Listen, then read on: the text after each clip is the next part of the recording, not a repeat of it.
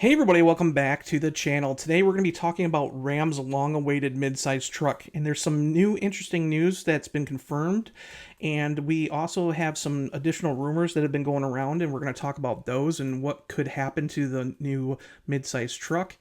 But nonetheless, everybody's been talking about this thing. If you follow me here on the channel or on Mopar Insiders, I've been talking about this midsize truck for quite a bit in the last year, especially. We're learning more and more details as time goes on. But again, I wanted to sit down today and actually talk about what we know so far about this important vehicle for Ram. Now, if you see here on the screen, you'll notice that this is an article that should be going live about the same time that this video is. So if you want to go over to Mopar Insiders, you can actually read my in-depth article, but I figured we'll talk a little bit about it. I'm going to show you some video about some of the things about it, and just kind of doing a summary of the whole article. So anyways, let's get started, because this past week, Antonio Filosa, the CEO for Stellantis, he basically had a fireside chat at the Kepler Cheuvreux Autumn Conference in France. And you can watch that whole fireside chat in the live stream section of this channel. I did a whole live stream of it. It's about 45 minutes long. It's actually really good. But Antonio kind of hinted at some details of this new midsize truck. He didn't talk a lot about it, but he gave us some new hints. The first thing is he talked about he just seen the truck in clay form and that it's absolutely beautiful. What I can say is that 2 weeks ago, I was in our design center in Detroit, and I saw the car itself, not only the sketches and the design, but the clay model, right? And it's just beautiful. It's just amazing, right? He also went on to joke with the investors that were there, and he basically invited them to Detroit to see the truck themselves. And he said there's one condition: there would be no phones or cameras. Hopefully you will join me in this assessment. If you want to come to Detroit, I will show you without cell phones and cameras, so you will be, I believe, astonished. And this is an invitation for all of you. If you want to come to Detroit, avoid the winter. It's very cold, so come first, come before the winter, but it's beautiful. And all the specs that we are imagining in the product briefing are very good in the segment, so that's why 2027 we will have a very strong Ram offer in that segment. Now, the most important thing that he went on to say is that this truck, and he confirmed this, will be launched in 2027. So that is now a product for 27, okay? Which is accordingly to the timing and the time to market that we have for a completely new product development. So we still have quite a bit of time until this truck comes out. But originally we heard that it was going to come out in 2028, but it sounds like it's coming out in 2027 as a 2028 model. So that's some good news. We're actually going to get the truck quicker than what we originally thought. Now, what's the reason behind this truck? You know, if we look at it, it's actually a direct replacement for the Ram 1500 Classic. And one of the things Antonio basically said was there are 7 vehicles that Stellantis discontinued in the North American market. And with that being said, it cost them about 300,000 units. So one of those vehicles he was talking about was the Ram 1500 Classic. And recently I've done quite a few videos where I showed you that Tim Kuniskis actually talked about the midsize truck at a media event in Auburn Hills that I was attending. And what he said was that this midsize truck will ultimately replace where the Ram 1500 Classic left off. $55,000 price point, right? Because we used to talk about the DS had an average transaction price of about $40,000.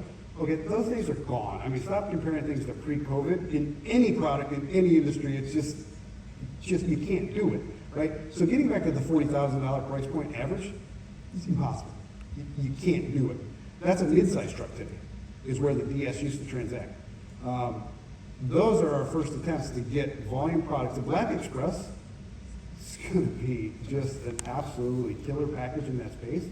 And when we get to the point where you can do a Black Express with a 5.7 Hemi at that price point, sweet spot. Not $40,000, not DS. Did we lose volume? Yes, we lost volume. I lost a lot more before these moves.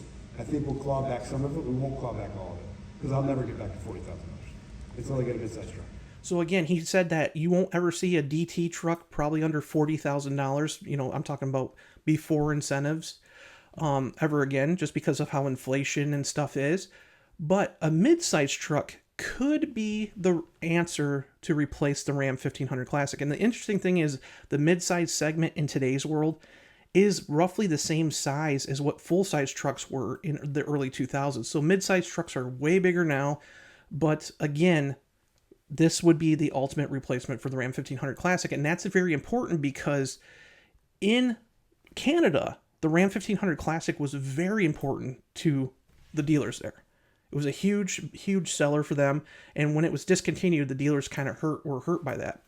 So again, having a midsize kind of coming in at the time that it is, it makes a lot of sense.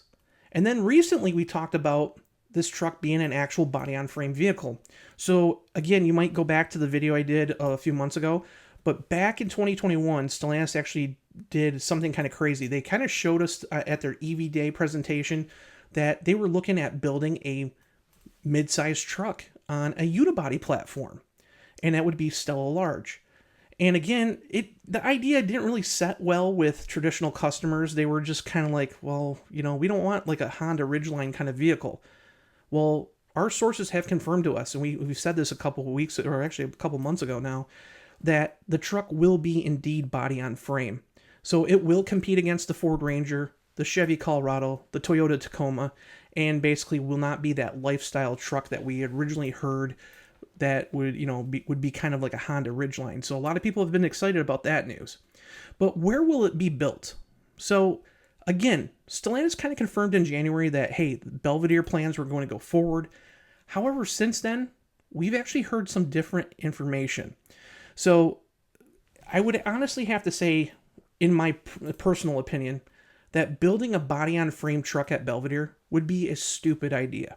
And I'm saying that very bluntly, because you have a couple body-on-frame plants right now that aren't being utilized. The first one is Warren Truck. Obviously, Warren Truck has one shift with the Wagoneer and Grand Wagoneer. And unfortunately, that's where the Ram 1500 Classic was built.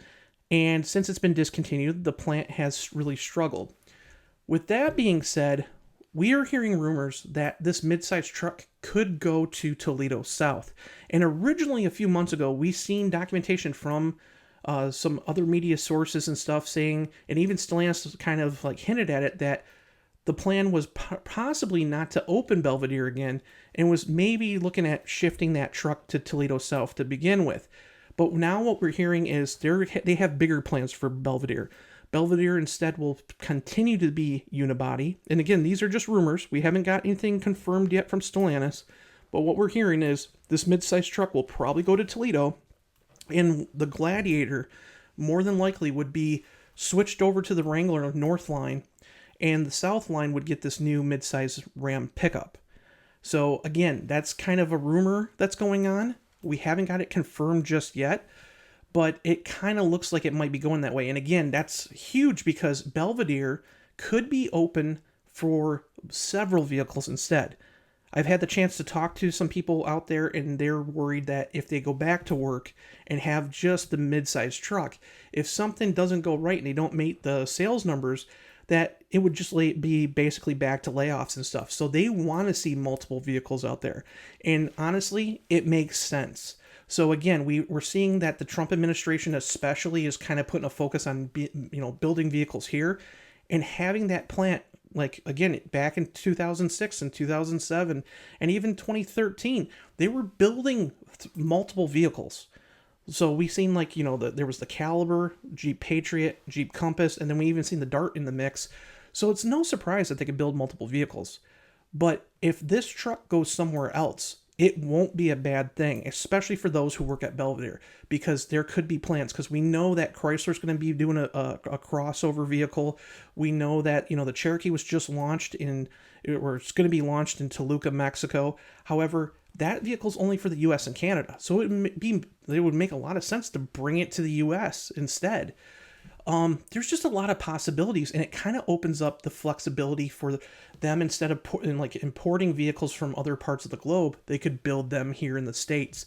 So again, having to utilize plants that aren't being utilized, like Warren Truck and Toledo to their max, could be a beneficial situation for Stellantis.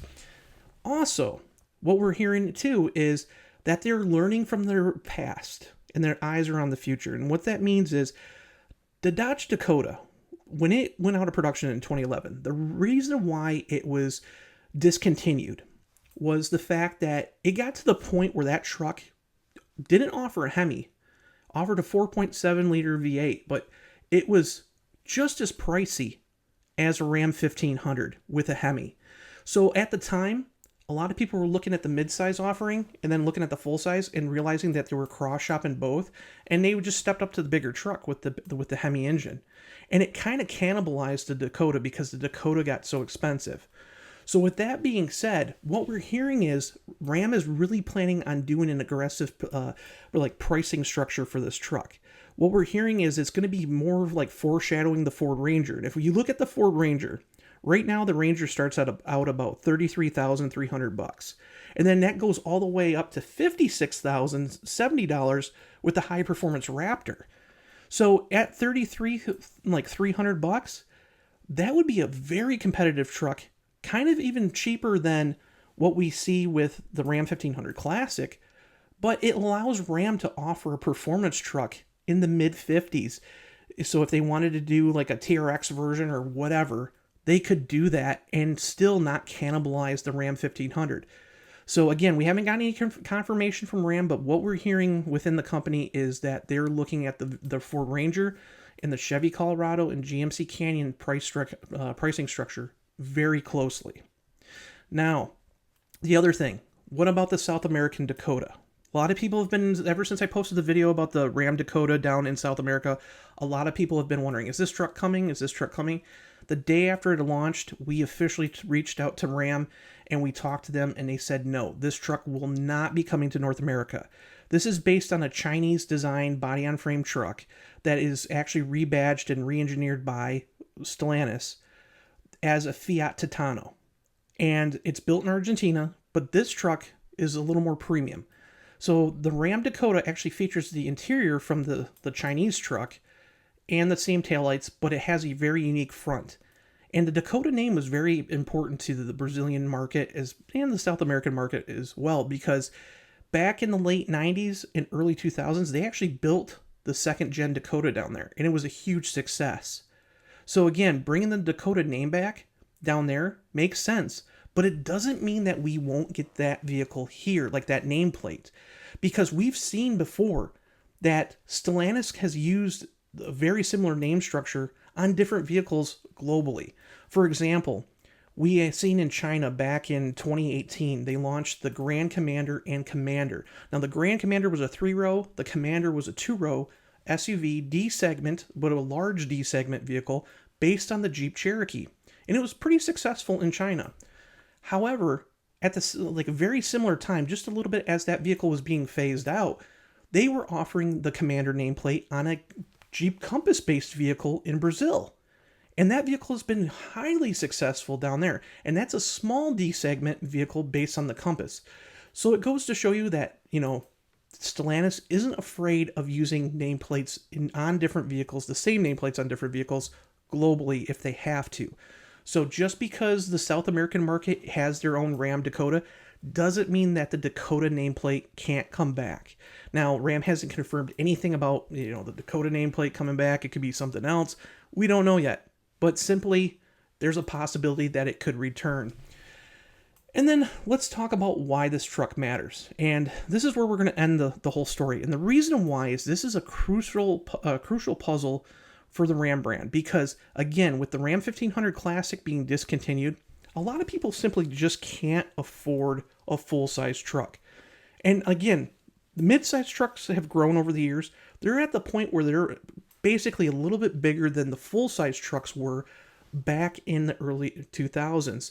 And with that being said, not only are they more garageable, they're more, I would say more flexible for people, that don't want a big giant truck, but the pricing's cheaper. And again, we don't know what engines are going to go in this thing just yet and whatnot, but guaranteed, it's not going to be a Hemi-powered truck by any means. Maybe we get an SRT variant, who knows? But right now, we're focused on seeing the launch of this truck. And if it follows suit with the formula of the Ford Ranger, the Chevy Colorado, the GMC Canyon, we're going to see for sure that it's probably going to have 4-cylinder power under the hood. Now, the very interesting thing is I can confirm from our sources that this truck is following the same formula as the Ford Ranger and the GM twins, so the GMC and the Chevrolet, that what we're hearing is this truck will only come in one configuration. So you won't be able to get a regular cab. You won't be able to get an extended cab. You will be able to get a crew cab only in a short box. So again, it's going to be very competitive with the Ford Ranger, the Chevy Colorado, and the GMC Canyon. So to me, that makes a lot of sense. If Ram can kind of, be very competitive with the price and have their truck look really aggressive looking, like most Rams do, there's no doubt in my mind that this truck will be very successful. So let me know in the comments below, what do you think about the new upcoming Ram, 1500 Classic replacement, this new midsize truck? We don't know what it's going to look like just yet. We don't know the powertrain or anything. But we do know that this is going to be a true body-on-frame truck, what people have been asking for. And it's going to be very competitive against the Ford Ranger and the Chevy Colorado. So leave your comments below. What are you looking for in a midsize truck? And I'll see you in the next video. Bye.